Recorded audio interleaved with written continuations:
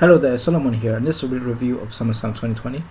Before I begin my review, I would like to say thank you to everyone who congratulated me for achieving my degree from university. So as you can see here, I managed to achieve a 2-2 degree, a lower second class honours from London Met, which is very good, and I'm very proud to achieve this degree. So it's very good for me and overall same class anywhere. So I will now begin my review with the first match of the card of this pay-per-view.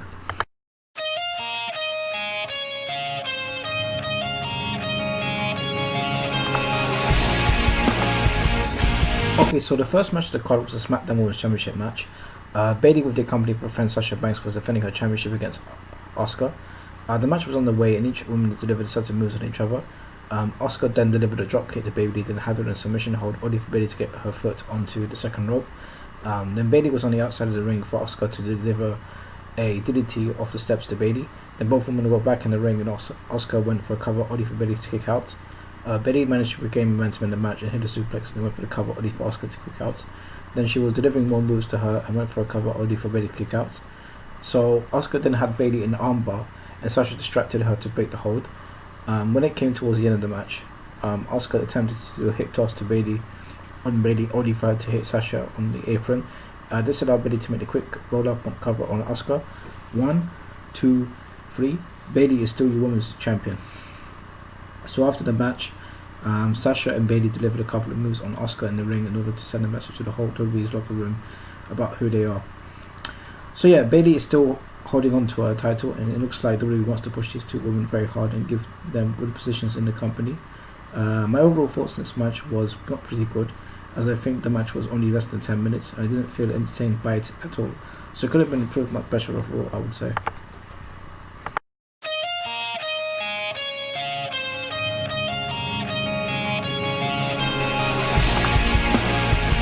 So the second match of the pay-per-view was a Raw Tag Team Championship match, and the Street Boys were defending their titles against Andrade and Angel Garza with the company of Zelina Vega. Before the match started, Kevin Owens was at ringside doing commentary for this match. The match started off with Street Profits getting control against Andrade. Both men delivered a set of moves on each other. Then Andrade tagged in his partner Garza and had Montel on the submission, only for him for his partner back in. Then the Street Profits managed to regain momentum into the match. Montel then delivered a flying crossbody off the top rope to Garza, but he managed to counter it into a pinfall cover, only for the referee to break the fall after noticing his partner was using leverage. Then Zelina came up to the apron to get her word to the referee.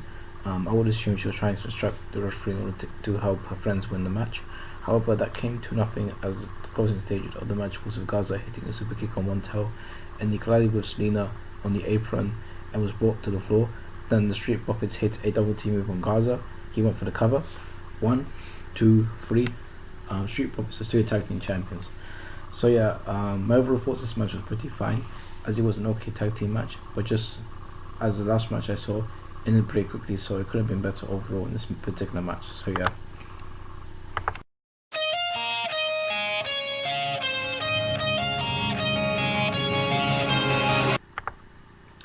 So the third match of the show was Mandy Rose going up against Sonya Deville.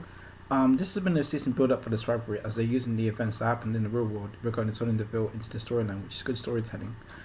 So the stipulation of this match was whoever loses this match is no longer an employee of World Wrestling Entertainment. The match was on the way, and both of them delivered right hands to each other. Then they were on the outside of the ring, and Mandy threw Sonya into the barricade.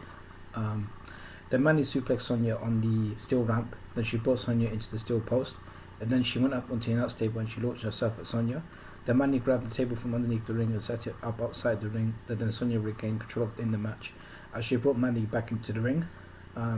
She delivered a combination of moves on Mandy that then she attempted to cover on her, only to end up being a kick out. Mandy then placed Sonya onto the table, which she was set up outside of the ring. She was about to launch herself on the table, but Sonya managed to roll herself off the table. Then both women were back in the ring, and it was coming to the closing stages of the match.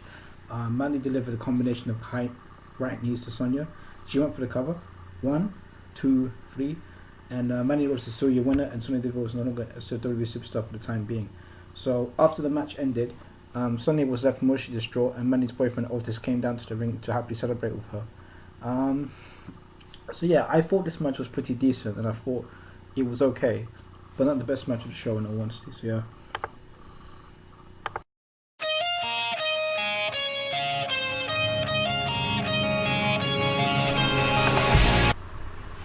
So the fourth match of the card was Rey Mysterio's son Dominic Mysterio going one-on-one with Seth Rollins.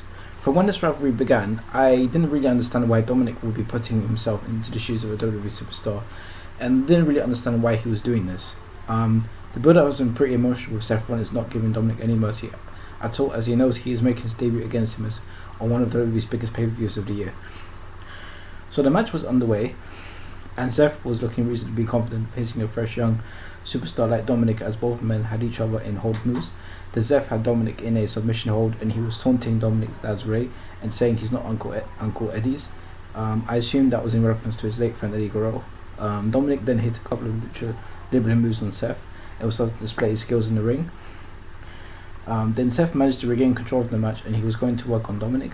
Then he brought in the kendo stick, but then Dominic was chasing him with the kendo stick, and then Rollins managed to retain control of the match once again. Seth then brought a chair into the ring. He was planning to use it on Dominic, but he managed to bring Seth's head into the face of the set-up chair. Dominic was showing a decent play, and he even hit a swinging DDT to Seth. Then he went for the cover, only for Seth to kick out.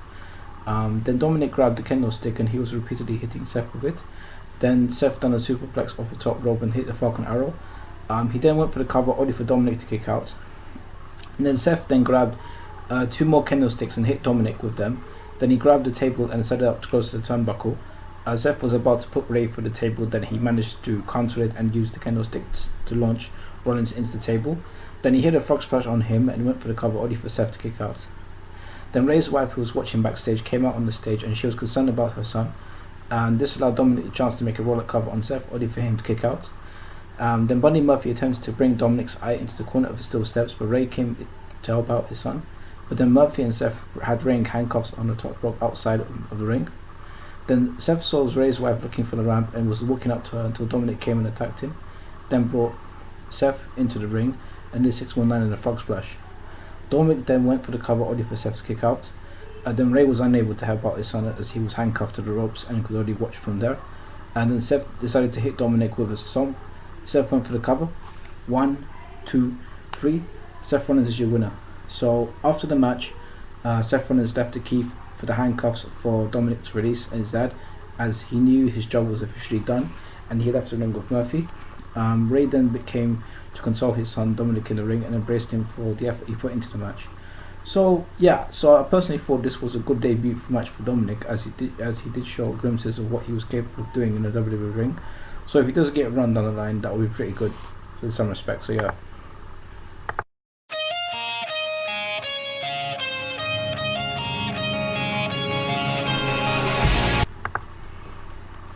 The fifth match in this card was a Raw Women's Championship match. Sasha Banks, with the company of her friend Bayley, was defending her championship against Asuka, who already competed on this pay-per-view for the SmackDown Women's Championship. The match was underway, and immediately both women delivered a combination of moves on each other to set the pace of the match. Then Sasha looked like she was trying to head to the back until Asuka brought her back into the ring. Sasha was in crucial control of the match, and she was delivering a set of moves on Asuka, delivering a devastating running knee. Sasha then went for the cover, only for Asuka to kick out. Then Asuka had Sasha in the submission hold, but Sasha managed to break out of it. Then Asuka did a DDT off the top turnbuckle on Sasha. Asuka then went for a cover, only for Asuka to kick out. Asuka was back in control of the match, and she had Sasha outside of the ring and threw her into the barricade, into the LED ring board, and brought her back into the ring. Then she delivered another move on her and hit another move on her and went up for the cover, only for Sasha to kick out. Sasha attended the frog splash on Asuka. Then she went to her friend Bayley for some words of encouragement from her. Then out of nowhere, Asuka had Sasha in the Asuka lock, but then she reversed it into a signature bank statement submission. She broke out of it, and then Sasha attempted to execute the move on Asuka, but she countered it into an Asuka lock once again. Sasha then eventually tapped out, and that meant Asuka is your new Raw Women's Champion. So after the match, Sasha was in the ring with her friend Bayley, and she was in total disbelief of losing her championship. So who knows how this will affect their friendship with each other. So I thought this was a decent match, and it was better than the match that Bayley was in, and I thought it was the best women's match this pay-per-view, I would say.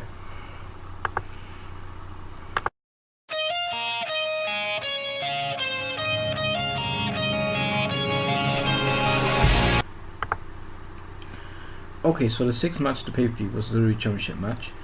Drew McIntyre was defending his WWE title against Randy Orton. I personally have been enjoying the build-up of this rivalry and was looking forward to seeing Drew and Orton in the same ring battling for the biggest prize in the business. So the match was underway and Orton was playing some psychological mind games with Drew by leaving the ring a couple of times. Then Orton went back into the ring and went to work on Drew. Orton was attempting an RKO on Drew, but he managed to counter it and left the ring for a few seconds to let him get his head in the right mindset because he knew he was up against. Orton brought Drew's head into the announce desk. Then he landed Drew onto the announce table, then superplexed him onto the arena floor. Then Orton brought Drew back into the ring and went for cover only for Drew to kick out. Then Orton went for a couple of stomps on Drew, then Drew hit him with a spine buster. Drew then decided to use the figure 4 level on Orton. Orton managed to break out of the hold, but the damage was already implicated. Drew then hit a combination of moves on Orton, including a few belly-to-belly suplexes. Then Drew went up on the top rope and hit a clothesline on Orton. Some damage was done to Orton's head as he appeared to be busted open. Then Drew hit a couple of moves on him, including a feature shot DDT. He went for the cover only for Orton to kick out. Orton hit a power slam on Drew, then went for the cover only for him to kick out. Then Orton was in control of the match and hit Drew with a DDT off the second rope. Then Orton was preparing himself to execute a punt kick to Drew until he countered into a powerbomb. Drew was then going for a Claymore ball and counted it. Then Orton was attempting to RKO on Drew, but he counted into a backside cover. 1, 2, 3. Drew McIntyre is still the WWE champion. So this was a very good WWE championship match. I really enjoyed it, and I really thought it was one of the best matches of this pay-per-view, I would probably say. So it was a very good pay-per-view, very good WWE championship match, and it was good to see that Drew McIntyre was up against very decent competition. So it was a very good pay-per-view of that time actually. So it was very good to see Drew McIntyre up against decent competition. So yeah, very good match. I really enjoyed it.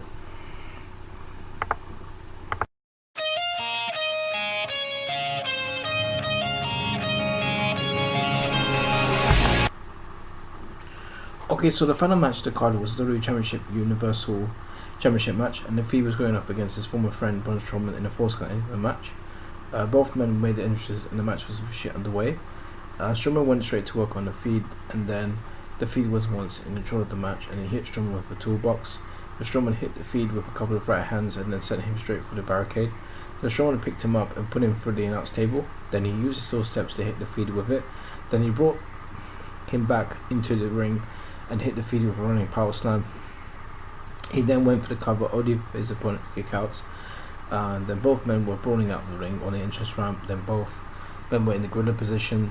Then the Fiend brought Strowman on both sides of the wall and hit his sister Abigail. He then went for a cover only for Strowman to kick out. Then both men were back out on the entrance ramp. Then the Fiend done a mandible claw on Strowman. Then both men were back in the ring. Strowman hit a running power slam on his opponent. He then went for the cover only for Strowman to kick out. So then Strowman went near the toolbox and grabbed a box cutter, and I had no idea what he was going to do with that, but he used it to cut up the padding of the ring mats used on the Fiend. However, this would prove to be a very costly mistake by Strowman, as the Fiend hit him with a chokeslam on the exposed wooden part of the ring, then hit him with about 2 or 3 Sister Abigail finishes that went for the cover. 1, 2, 3. The Fiend is still your Universal Champion. Or I should say, the new Universal Champion, not still Universal Champion, because I just remembered he won a title from Strowman, I should say, so he's the new Universal Champion. Then immediately after the match ended, someone came out to attack the Fiend from behind, and that turned out to be none other than Roman Reigns.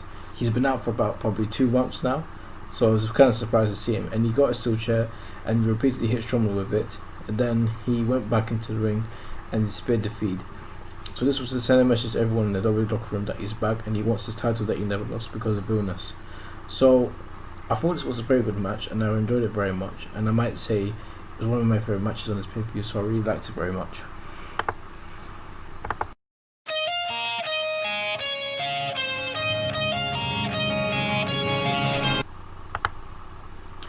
So I thought this pay-per-view was pretty decent, and it's good to see that they're no longer using the Performance Center for doing their shows now, as it's better to do the shows in a bigger arena using the Thunderdome. I think this will be fine until they're allowed to actually bring real fans into their shows. So yeah, my least favourite match on the show was Bayley vs Oksana for the SmackDown Women's Championship, and my 2 favourite matches were Orton vs McIntyre for the WWE title and Strowman vs the Fiend for the Universal title. And it was a bit of a surprise to see Roman Reigns back after a couple of months away from the company since before WrestleMania this year.